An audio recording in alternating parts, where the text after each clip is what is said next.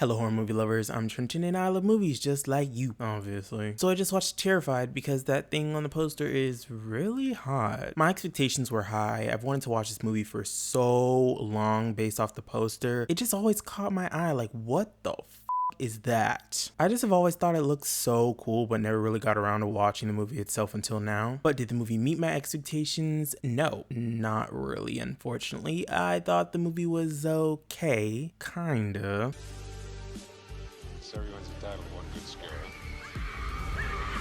Police Commissioner Fuentes and 3 researchers of supernatural phenomena investigate inexplicable events that are occurring in the suburbs of Buenos Aires. The first 3/4 of this video will be spoiler free, then the last fourth will contain spoilers. Don't worry, I will give you a warning before we enter spoiler territory. The characters were bland and all over the place. I didn't really know who the main character was supposed to be up until like the last 20 to 25 minutes, and even then I was thinking to myself, were they really the main character though? Normally in this section I'd go through our main and main supporting characters, their titles, and how I felt about each one of them in a non-spoiler way, but to be honest, none of them really did anything. They weren't interesting in the slightest and honestly didn't provide anything for the movie. Not talking about their performances, they were fine, but the characters themselves were just like there as like filler. The story was all over the place. I didn't really understand what the story was exactly. It was literally just supernatural events happening in this neighborhood with no real rhyme or reason, just randomly, which leads into the writing. It was just messy and repetitive. Like, oh, something spooky happened. Oh,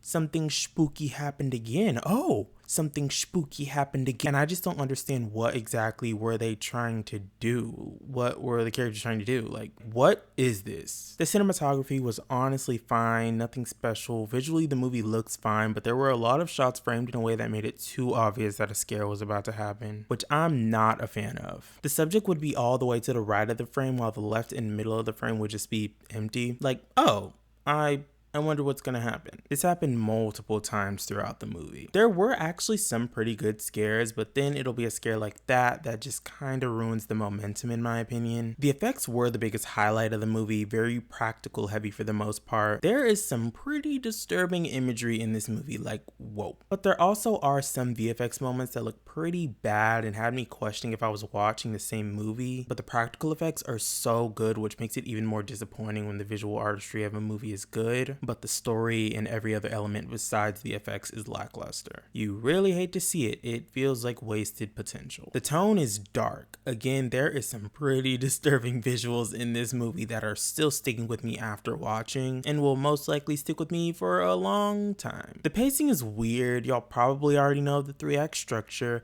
Yeah, oddly enough, the first act is the most interesting part of the movie, and that's not really saying much because it's pretty much just back-to-back scares. The movie is under 90 minutes, but oddly enough didn't feel like it dragged. I've kind of been bashing the movie for the majority of this video, but oddly enough I didn't find it to be necessarily boring. Just bad, but kind of in an entertaining way. The life lesson that I learned after watching Terrified was that you shouldn't live in a house, just live in a van or on the street, look both ways before crossing the street, and don't have children if you can't watch it. Overall, I didn't really like this movie. My expectations were definitely too high, and this movie was a whole lot of nothing and was wasted potential. I'm gonna give Terrified a 4 out of 10.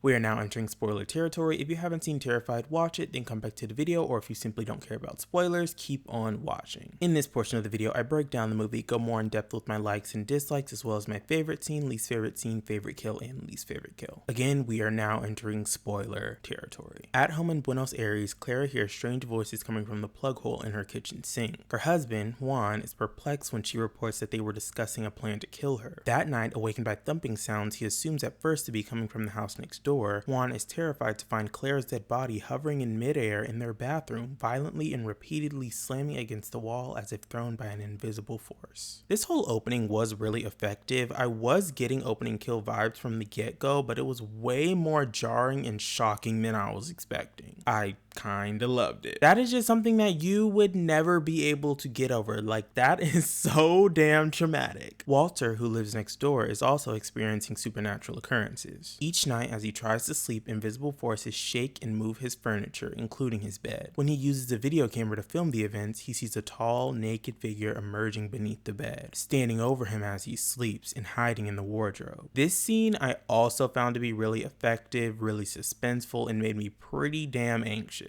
I don't know if it's just me, but I would have ran out of that house and would have never went back. Across the road, Alicia is grieving the death of her young son, who has recently been hit by a bus outside Walter's house. Paranormal investigator and former coroner Hano arrives at the behest of Alicia's ex-boyfriend, Police Commissioner Fuentes, who reveals that the corpse of the dead boy is currently sitting at the kitchen table, having apparently returned from the cemetery, leaving a trail of muddy footprints behind it. After deliberating, the two eventually move the now inanimate corpse to an outside freezer.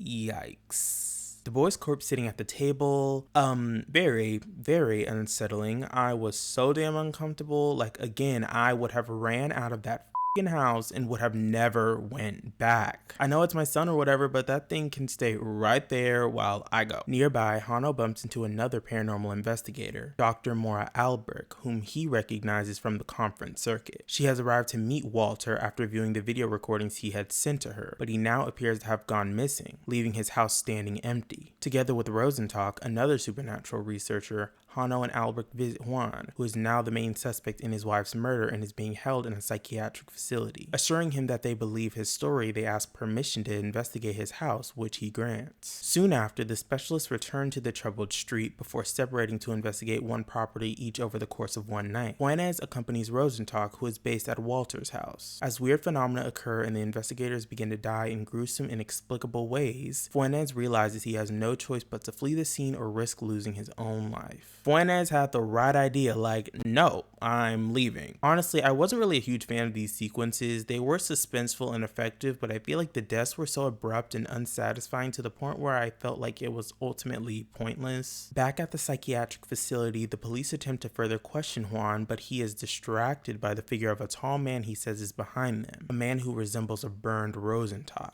They turn around, seeing nothing except for an empty chair. Suddenly, the chair flies toward the camera, hurled by an invisible force. I hated that. First off, who was the main character? In the synopsis, it mentions Fuentes, but the other characters literally get as much, if not more, screen time than he did. And even then, he doesn't even do anything until like the last 5 minutes of the movie, when he burns the house down, and even that seemed to not do anything either. Him, as well as the other characters, literally don't do anything to progress the story. It's just confusing. I get that everybody involved with the investigation is trying to find proof of supernatural forces to help prove that this guy was innocent and didn't murder his wife at the beginning, but they get proof and still decided to stay, ultimately getting them all killed. And I get that it's maybe supposed to be a message on how greed can overcome you or kill you or something, but it was just not executed properly whatsoever. It wasn't satisfying at all. The effects, the kills, the gore, all good. The child's corpse sitting at the table with a glass of milk is engraved in my head. Like, it's just so unsettling to look at, and I just was like, what the actual is that thing? My favorite scene would obviously have to be all the scenes where we see the child's corpse at the table. I don't know, that's just such a disturbing visual that I just really like for some reason. I might have to make that my screensaver. My least favorite scene would have to be the very ending with that cheap ass jump scare where the chair flies toward the screen and the movie ends. When I tell you I was furious when the movie ended like that, I literally said out loud, I hated that. My favorite kill would probably have to be the opening kill, the wife. It just caught me way off guard and I felt so bad for the husband. Like, that is something you will never get over. That would stick with you for the rest of your life. What the I was going to say the child's death because of how much I loved how creepy and unsettling the body sitting at the table was. But the death itself, I'm not going to lie, I laughed out loud. It just caught me off guard. Like, oh, my least favorite kill is the woman who lost her child. She just hung herself, which was completely understandable with what she was dealing with, but it wasn't really anything memorable like the other deaths. If you did enjoy this video, make sure to like and subscribe for more videos from me, and make sure to hit that notification bell so you'll be notified whenever I post a new video. Alright, horror movie lovers, I'll see y'all in the next one. Peace out.